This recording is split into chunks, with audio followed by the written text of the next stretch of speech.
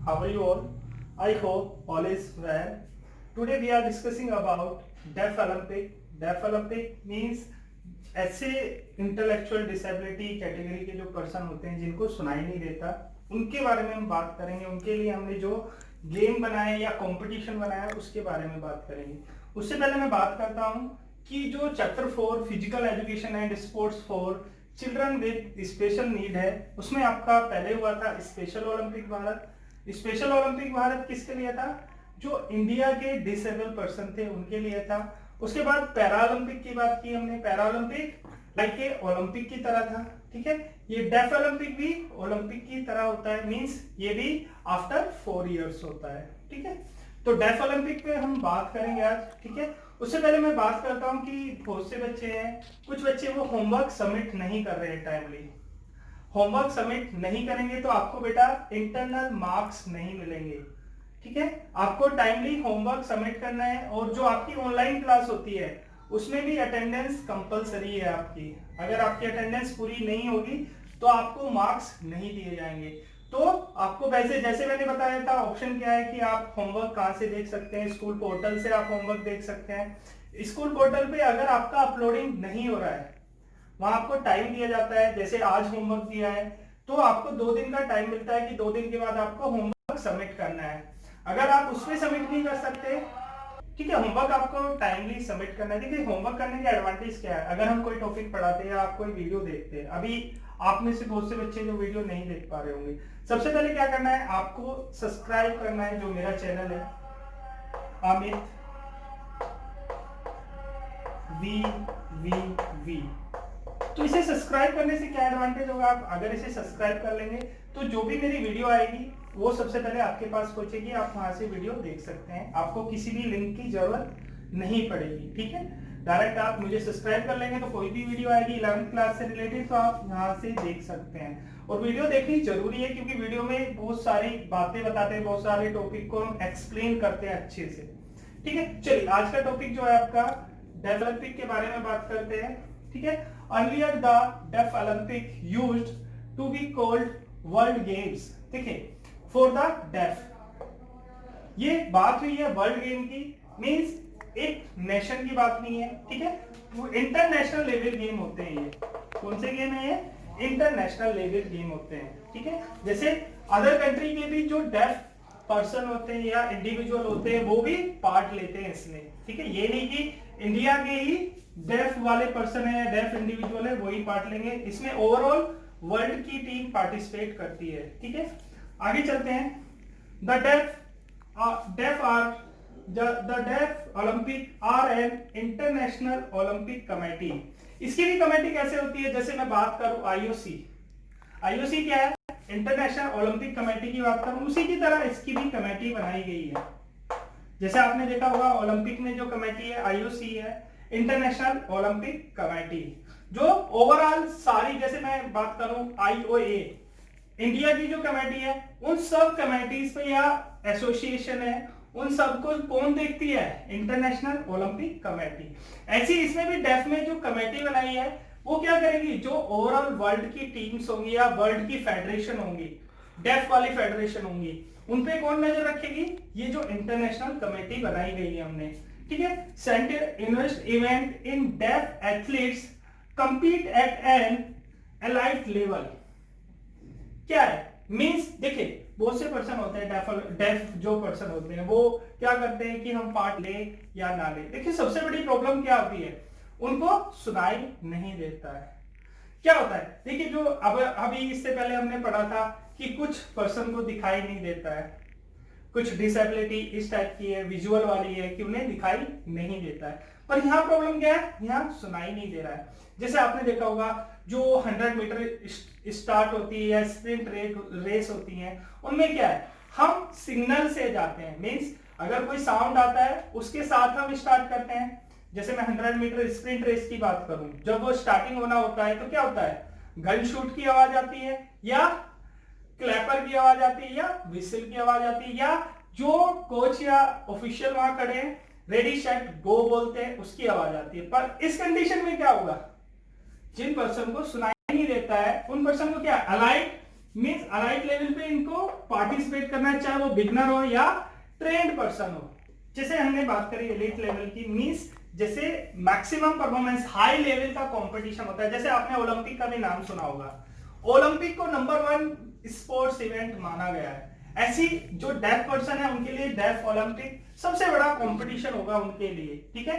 तो यहाँ जैसे मैं बात करूं कि हाई परफॉर्मेंस मींस गेम्स को कैसे लिया जाता है हाई परफॉर्मेंस, जैसे अलाइट वर्ड यूज हुआ है। अलाइट वर्ड मींस जैसे मैं क्रिकेट की बात करूं, जैसे आपने आईपीएल देखा होगा, उसमें देखिए बॉलिंग परफॉर्मेंस अलग है, बैटिंग परफॉर्मेंस अलग है, फील्डिंग परफॉर्मेंस अलग है, मींस हाई लेवल की परफॉर्मेंस होती है। जैसे टेस्ट क्रिकेट की बात करूं मैं, टेस्ट क्रिकेट में इतना हाई लेवल नहीं होता, टेस्ट क्रिकेट का अलग स्टैंडर्ड होता है, ठीक है। आगे चलते हैं। In deaf Olympic the starters gun, bull horn, commands और referee whistle are not use.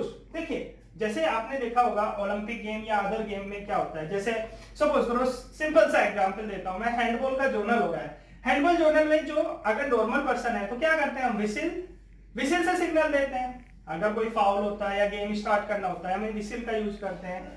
या जैसे आपने एथलेटिक्स में देखा होगा इंटरनेशनल लेवल होते हैं, गन शूट का यूज करते हैं कि गन शूट का सिग्नल दिया, उसके बाद रनिंग स्टार्ट होगी। पर यहाँ ये सारी चीजें यूज नहीं हो रही है। देखिए यूज क्या होगा यहाँ पर, not use as seen in the Olympic. आपने ओलंपिक में देखे होंगे ये सारी चीजें, या अदर्स गेम जो आपके स्कूल में भी होते हैं वहां भी सिग्नल हम विसिल से देते हैं, ठीक है। यहाँ क्या होगा, द पैरा ओलंपिक और स्पेशल ओलंपिक। पैरा ओलंपिक में भी आपने देखी होंगी ये चीजें और स्पेशल ओलंपिक में भी देखेंगी, क्योंकि पैरा ओलंपिक और स्पेशल ओलंपिक में क्या प्रॉब्लम थी, डेफ वाली प्रॉब्लम नहीं थी। डेफ वाली प्रॉब्लम तो यही है ना, ये जो इंडिविजुअल है इन्हें किस चीज की सबसे बड़ी प्रॉब्लम है, सुनाई ना देने की। तो ये चीजें अगर हम यूज करेंगे तो उनके लिए क्या है, बेकार। अब हम इनके लिए क्या लेके आए नया, उस पर बात करते हैं।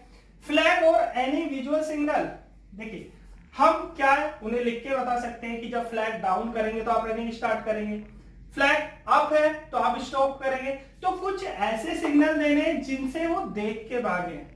देखिए इन दोनों में क्या डिफरेंस आ रहा था, पहले हम साउंड सुन के स्टार्ट कर रहे थे, साउंड से अपने रिएक्शन दे रहे थे।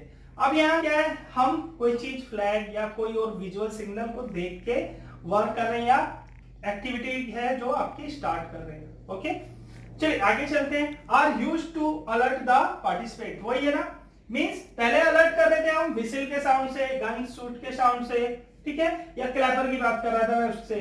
बट यहाँ कैसे अलर्ट कर रहे हैं, यहाँ अलर्ट कर रहे हैं, फ्लैग दिखा रहे हैं या और कोई विजुअल सिग्नल दे रहे हैं, ठीक है, कंफर्म है, मींस अच्छे से समझ में आया। These games have been organised by the international committee. ये गेम कौन ऑर्गेनाइज कराता है, ये नहीं कि इंडिया की फेडरेशन ऑर्गेनाइज करा रही है, ये गेम इंटरनेशनल कमेटी ऑर्गेनाइज कराती है। ये गेम कौन ऑर्गेनाइज कराता है, इंटरनेशनल कमेटी ऑर्गेनाइज कराती है। इसमें भी दोनों टाइप के गेम होते हैं, समर डेफ ओलंपिक और विंटर डेफ ओलंपिक, ठीक है। तो मींस उसी की तरह है, ओलंपिक की तरह जैसे ओलंपिक होते हैं ऐसी डेफ ओलंपिक भी होते हैं। Of sports for the deaf since the first event, देखिए इसे भी इस इवेंट को सबसे सेकंड वन इवेंट माना गया है। फर्स्ट आपका ओलंपिक है, सेकंड आपका डेफ ओलंपिक है, जो बड़े इवेंट में माना जाता है, बड़े कंपटीशन में माना जाता है। फर्स्ट आपका ओलंपिक हुआ, सेकंड क्योंकि क्यों सेकंड क्यों माना गया, ये 1924 में स्टार्ट हो गया था।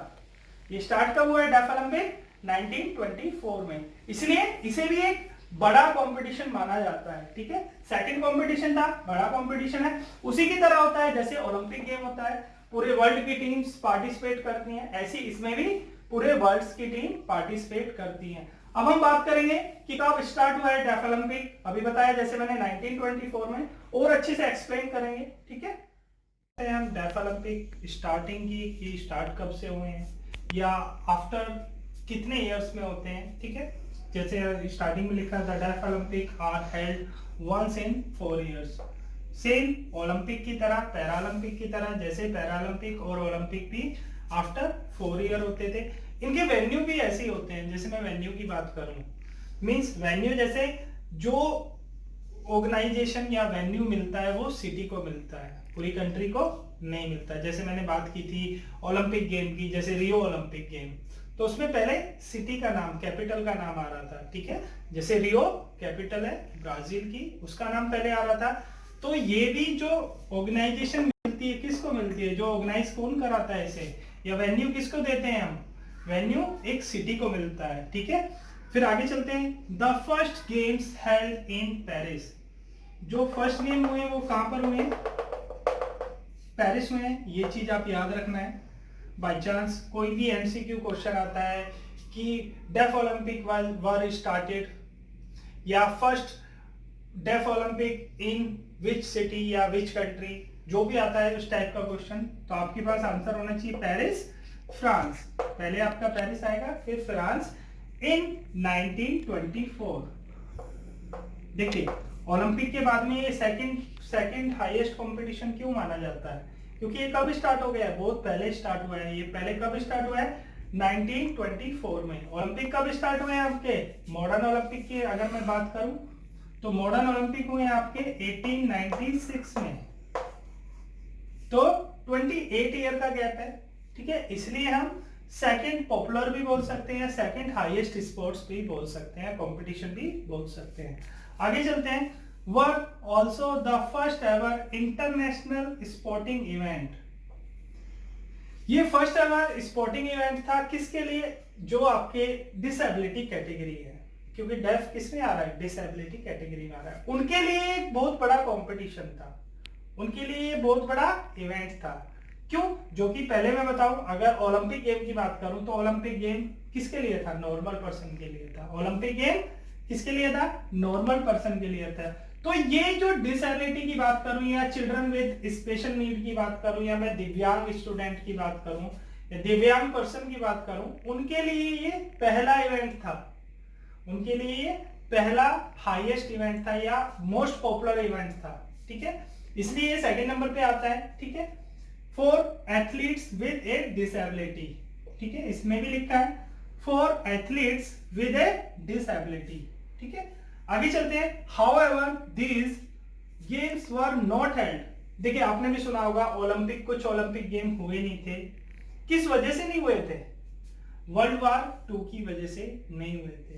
तो इन गेम पे भी इफेक्ट पड़ा, जब वर्ल्ड वार 2 की वजह से आपका 1944 या 1949 के ओलंपिक नहीं हुए थे, तो डेफ ओलंपिक भी नहीं हुए थे। अभी देखिए, अभी जो करंटली जो सिचुएशन चल रही है उसकी वजह से जो ओलंपिक होने थे 2020 में, आपको ये भी पता है जो 2020 में ओलंपिक होने थे टोक्यो में होने थे, टोक्यो जापान, तो वो भी नहीं हुए हैं। आपको अगर कोई भी पूछ सकता है कि किस वजह से नहीं हुए, कोजेस क्या है, तो यहाँ कोजेस क्या है, कोजेस सबको पता है, कोविड-19 की वजह से नहीं हो रहे, ठीक है। ये क्या कर रहे हैं, पोस्टपोन करे गए हैं। अभी ये क्या कर रहे हैं, 2021 में पोस्टपोन किया गया है, 2020 में ये गेम नहीं हुए। तो यही वहां प्रॉब्लम थी कि वर्ल्ड वार में 1949 वाले ओलंपिक, डेफ ओलंपिक नहीं कराए गए थे, ठीक है। चलिए आगे चलते हैं। इन 1924 इन पेरिस ओनली 148 पार्टिसिपेंट, देखिए टोटल एथलीट्स कितने थे जब पेरिस में स्टार्ट हुआ है 1924 में, तो जो फर्स्ट डेफ ओलंपिक था उसमें टोटल पार्टिसिपेंट कितने थे, या टोटल एथलीट्स की बात करूं मैं, कितने थे, 148। टोटल एथलीट्स जिन्होंने पार्ट लिया इस गेम में वो कितने थे, 148, okay, from 9 European countries, only European countries थे।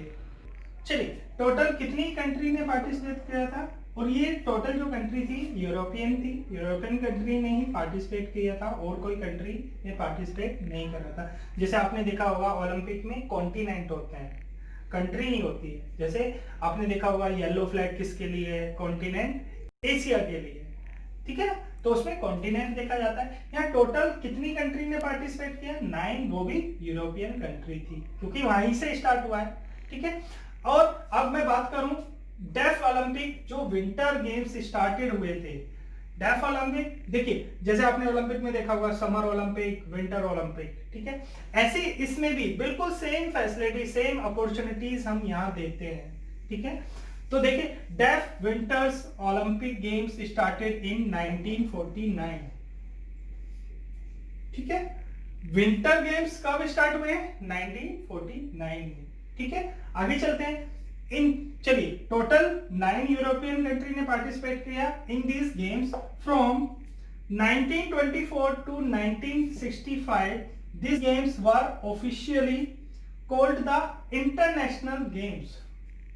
देखिए, 1924 में स्टार्ट हुआ है, 1924 to 1965 किस नाम से जानते थे या किस नाम से बुलाते थे हम इन गेम्स को? International games for def. क्या नाम था? दोबारा बता रहा हूं, इंटरनेशनल गेम्स फॉर डेफ। ठीक है, स्टार्टिंग में अभी क्या कहते हैं हम? Deaf Olympic. ठीक है, पहले क्या बोलते थे? International games for deaf. Means एक ऐसा कंपटीशन जो इंटरनेशनल लेवल पे हो रहा है, जैसे ओलंपिक गेम होता है इंटरनेशनल लेवल पे होता है, इंटरनेशनल कमेटी बनती है उसकी। ठीक है, तो इसका नाम क्या रखा गया? International games for def. ये डेफ के लिए। अगर मैं अदर वर्ड्स पे बोलूं, दूसरे वर्ड की बात करूं कि दूसरे वर्ड में किस नाम से जानते थे इसे, देखिए 1966, यहाँ स्पेस कम है, थोड़ा मैं स्पेस बनाता हूं, एक बार जूम करके दिखा रहा हूं, आप ऊपर से देख सकते हैं नोट्स बनाने के लिए। यहां पर मैं नोट डाउन कर रहा हूं,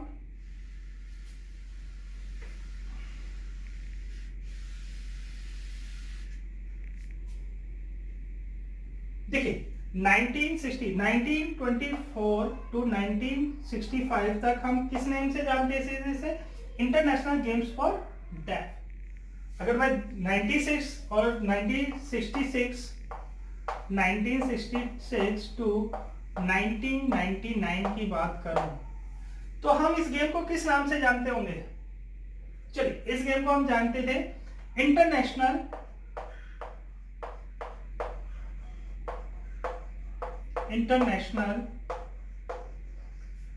साइलेंट गेम। Silent games. यहां ये वर्ड क्यों यूज हुआ है साइलेंट गेम्स?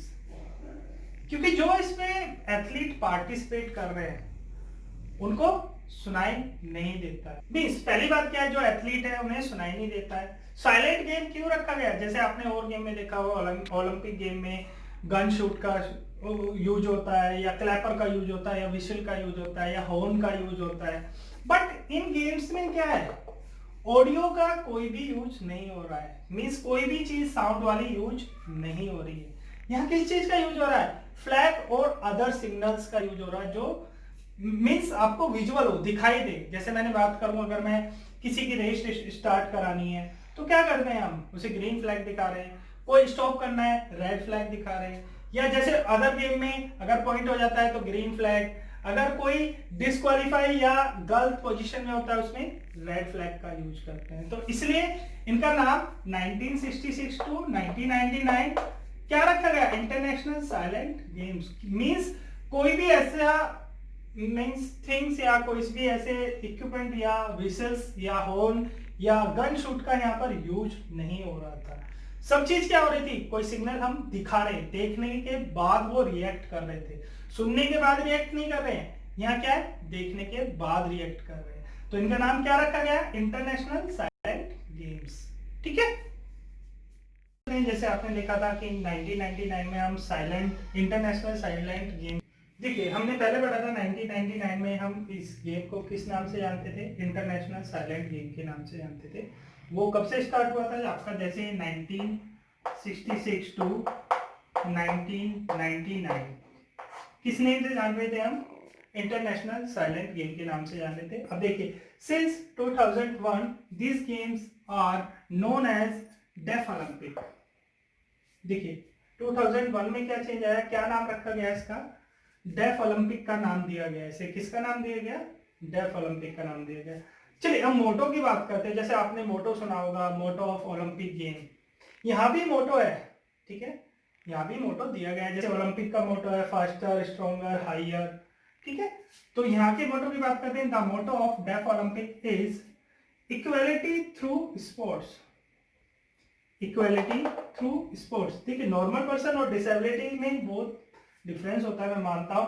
बट जो इसका मोटो है, मोटो क्या बता रहा है? हम स्पोर्ट्स के थ्रू सबको इक्वलिटी दे रहे हैं। वो इंटेलेक्चुअल डिसेबिलिटी वाले स्टूडेंट है उनको हम स्पोर्ट्स के थ्रू इक्वालिटी दे रहे हैं, एक सोसाइटी में, एक कंट्री में, एक स्कूल में। तो इक्वालिटी किससे मिल रही है हमें? स्पोर्ट्स के थ्रू मिल रही है। ये एक बहुत बड़ा कंपटीशन है। जैसे आपने सुना होगा, अगर ओलंपिक में कोई मेडल लेके आता है तो उस प्लेयर की वैल्यू ज्यादा होती है, ठीक है। वर्ल्ड कप से भी ज्यादा वैल्यू होती है ओलंपिक गेम की, क्योंकि ओलंपिक का अगर आपके पास सिल्वर मेडल भी है तो आपकी वैल्यू ज्यादा होगी, आपकी स्पोर्ट्स परफॉर्मेंस ज्यादा मानी जाती है, क्योंकि उसमें ओवरऑल वर्ल्ड की टीम पार्टिसिपेट करती हैं। जैसे आपने देखा होगा वर्ल्ड कप में टोटल 16 टीम पार्टिसिपेट करती है, यहाँ 32-50 टीम भी पार्टिसिपेट करती हैं, ठीक है। तो मोटो से हमें क्या समझना है कि इक्वालिटी मिलती है आपको थ्रू स्पोर्ट्स, स्पोर्ट्स के थ्रू आपको सोसाइटी में इक्वालिटी मिलेगी, अपनी कंट्री में इक्वालिटी मिलेगी, ठीक है, स्पोर्ट्स मिलेगी। Till now the deaf Olympic have been hosted by 36 cities. Till now, अब तक जो डेफ ओलंपिक हो चुके हैं वो टोटल कितनी सिटीज में हो चुके हैं? मैंने पहले भी बोला था कि जो वेन्यू मिलता है वो सिटीज को मिलता है, ठीक है। वेन्यू किसको मिलेगा? सिटीज को मिलेगा, कंट्री को नहीं मिलेगा।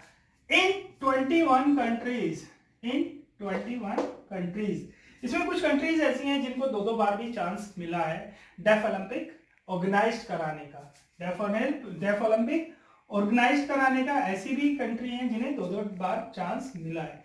आगे करते हैं, the main purpose of deaf Olympic. हमारा मेन पर्पस क्या है कि हम डेफ ओलंपिक क्यों करा रहे हैं? डेफ ओलंपिक या इंटरनेशनल ओलंपिक कमेटी जो है डेफ की, वो क्यों कराती है, ठीक है। The main purpose of deaf Olympic is to provide, सबसे पहले क्या कर रहे हैं हम? Provide opportunity. देखो, विदाउट अपॉर्चुनिटीज हम कुछ नहीं करते हैं। कुछ पर्सन होते हैं उस अपॉर्चुनिटी का बहुत सारा एडवांटेज ले लेते हैं, कुछ पर्सन होते हैं उस अपॉर्चुनिटीज को छोड़ देते हैं और उन्हें लाइफ टाइम पछताना पड़ता है। तो यहाँ क्या कर रहे हैं हम? प्रोवाइड करा रहे हैं सबसे पहले opportunity to person with hearing disability. किन पर्सन के लिए है? जिनको सुनने में प्रॉब्लम है। अब सुनने में प्रॉब्लम की भी बहुत सारी कैटेगरी है, 53 कैटेगरी बनाई है उन्होंने। अलग अलग कैटेगरी को अलग अलग गेम में रखा गया है, ठीक है, ठीक है। सबसे किसके लिए कर रहे हैं हम? अपॉर्चुनिटी किसको दे रहे हैं? जिनको सुनने में प्रॉब्लम है, hearing disability, to participate in allied sport. Allied sports तो है ही, बहुत बड़े लेवल का स्पोर्ट्स है। जैसे आपने सुना होगा ओलंपिक का नाम है। ओलंपिक नॉर्मल पर्सन के लिए बहुत बड़ा इवेंट है। अगर ओलंपिक में मेडल आते हैं तो बहुत अच्छी वैल्यू है इस प्लेयर की। ऐसी डेफ ओलंपिक में अगर कोई मेडल लेके आता है कोई disability person, hearing disability person, तो उसकी वैल्यू भी ज्यादा होती है। आपको पता है जैसे अवार्ड मिलते हैं इंडिया में, क्या है, स्पोर्ट्स के अवार्ड मिलते हैं, अर्जुन अवार्ड है, द्रोणाचार्य अवार्ड है, या राजीव गांधी खेल रत्न अवार्ड है। वो किस बेस पे मिलते हैं? परफॉर्मेंस की बेस पे। अगर ओलंपिक का किसी के पास मेडल है तो उसे डायरेक्टली अर्जुन अवार्ड मिल सकता है, ठीक है। अब हम कंपटीशन की बात करेंगे कि समर डेफ ओलंपिक में कौन से कंपटीशन या कौन से गेम इंक्लूड किए हैं और विंटर में कौन से गेम इंक्लूड किए हैं। स्पोर्ट्स की बात करते हैं, या कौन से गेम इंक्लूड किए हैं डेफ ओलंपिक में। जैसे हम सबसे पहले बात करते हैं sports in summer deaf Olympic. Summer deaf Olympic में कौन कौन से गेम है? नंबर 1 है एथलेटिक्स है, नंबर 2 बैडमिंटन है, थर्ड हैंडबॉल है, फोर्थ टाइकोवांडो है, नेक्स्ट जूडो है। मींस इंडिविजुअल गेम भी रखे हैं और टीम गेम भी रखे हैं। जैसे कुछ इंडिविजुअल गेम है, जैसे टाइकोवांडो इंडिविजुअल गेम है, ठीक है, या कॉम्पिटिटिव स्पोर्ट्स भी बोल सकते हैं। और टीम गेम जैसे आपका हैंडबॉल है, टीम गेम है, ओके। आगे आपका टेनिस है, lawn tennis, basketball, karate, beach volleyball. Beach volleyball में आपको पता है जैसे 2 प्लेयर्स पार्टिसिपेट करते हैं, बीच वॉलीबॉल भी रखा है उनके लिए। वाटर पोलो, बॉलिंग, बॉलिंग आपने भी देखा होगा गेम, बॉलिंग गेम भी होता है, ठीक है।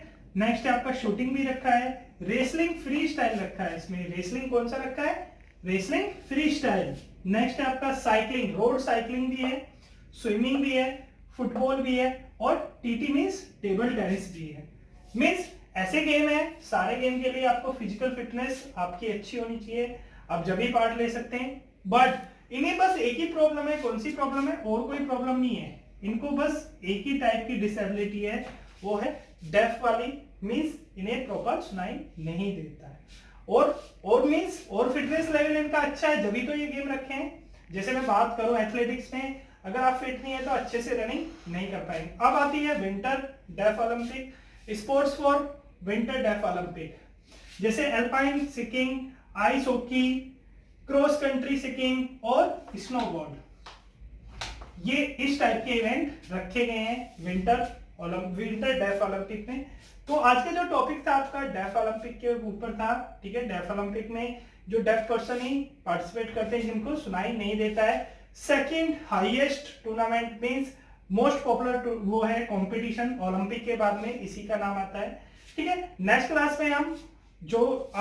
क्लास में हम बात करेंगे इंक्लूसिव एजुकेशन के बारे में, ठीक है। इंक्लूसिव एजुकेशन क्या है उसके बारे में बात करेंगे। आपकी आज की क्लास यहीं ओवर होती है। डेफ ओलंपिक आई होप आपको अच्छे से समझ में आ जाएगा।